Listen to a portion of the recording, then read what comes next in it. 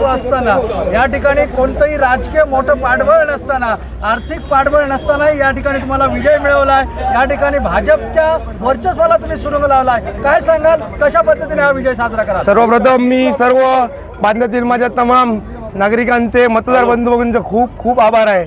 हा विजय मी श्री बांदेश्वर, श्री भूमिका देवी, श्री पाटेश्वर, श्री रवळनाथ, श्री आमचा बनकनकर देवस्थान, महापुरुष देवस्थान, श्री दत्तगुरु महाराज, श्री मारुती राय नमस्कार चरणी त्यांचा हा विजय मी सादर करतो। खरोखर धनशक्तीच्या विरोधात जनशक्ती काय असते याचा प्रत्यय आज बांदा शहराने पुन्हा एकदा दाखवून दिला। बांदा शहराच्या एकजुटीचा हा विजय आहे आणि जिल्ह्यात जी एकजूट बांद्याची प्रसिद्ध होती त्याचा हा विजय आहे, ती पुन्हा एकदा जिल्ह्यात सिद्ध झालेली आहे। आणि कोण म्हणत असेल माझं गाव आहे तर हे असं कदापि होणार नाही आहे।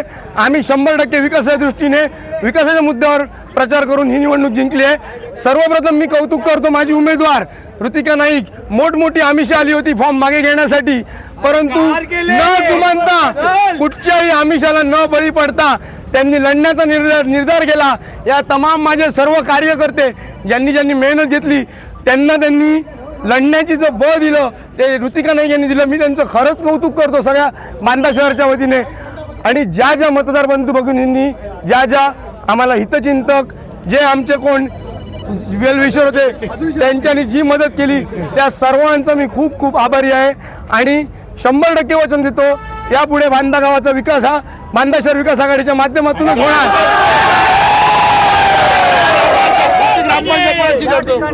नौका उमेदवार असं या ठिकाणी प्रचार केला जात होता। ऐन मोक्याच्या वेळी तुम्हाला उमेदवार शोधावा लागला आणि तरी तुम्ही हा विजय एका मोठ्या शक्ती विरोधात या ठिकाणी मिळवला। कशा पद्धतीने पाहता याकडे? उमेदवार हे सगळेच नौके असतात, प्रत्येकाचं राजकीय करिअर हे शून्यातून चालू होतं, तसं आज ऋतिका नाईक यांचं शून्यातून हे करिअर चालू झालेलं आहे। एकदा संधी मिळाली की माणूस राजकारणात पुढे जात असतो, तसंच ऋतिका नाईक आज हे राजकारणात आलेलं आहे। 100% त्या पण पुढे जाऊन चांगल्या पदावर जातील अशी मी बांदेश्वरचरणी प्रार्थना करतो। विशेष करून आभार मानतो मी संतोष हेडवे यांचे, जे खास मुंबईवरून आमचे आमदार, माहीमचे आमदार श्री महेश सावंत यांनी एका शब्दावर त्यांना फोन करून या ठिकाणी बोलवलं आणि त्यांचं खूप मोठं सहकार्य आम्हाला या निवडणुकीत मिळालं। त्यांचं खरंच मी आणि आमदार महेश सावंत यांचं पण मी खूप आभारी आहे। त्यांनी आम्हाला खरंच मदत केली आणि त्यांना हा विजय नक्कीच मी त्यांना घेऊन आम्ही आज बांद्यात साजरा करणार। या ठिकाणी मिळाले, काय प्रतिक्रिया आपण व्यक्त करा?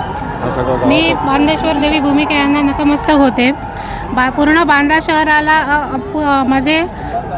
बांदा शहराला मी धन्यवाद देते की त्यांनी नवीन शहरावरती विश्वास ठेवून धनशक्तीला बळी न पडता जनशक्ती दाखवलेली आहे। आणि पूर्ण बांदा विकास शहर आघाडीचे सर्व कार्यकर्ते सगळ्यांची मी आभारी आहे की त्यांनी पूर्ण आम्हाला सहकार्य केले।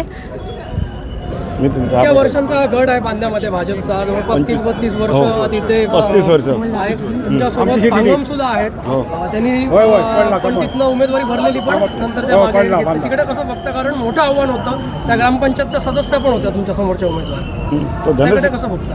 काय नाही, लोकांचा फक्त धनशक्तीवर त्यांनी हे केलं नाही, विश्वास ठेवला नाही आणि लोकांचा आशीर्वाद घेऊन आम्ही विजयी झालेलो आहोत। जनशक्तीचा विजय झालेला आहे, धनशक्ती नाही। धनशक्ती विरुद्ध जनशक्ती। दरवर्षी भाजप धनशक्तीवर यायचा, आम्ही मानवशक्तीवर आलेलो आहे। आणि